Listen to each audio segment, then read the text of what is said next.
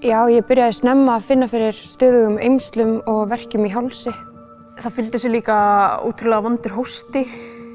Ég átti erfitt með að anda og var oft með mikil þyngsli við brjóstkassanum.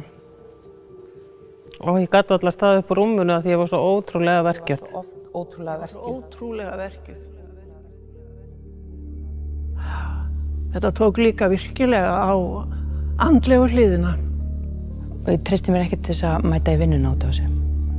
Mér leið á köflum eins og hausinn minn var að springa. Ég var virkilega einangruð.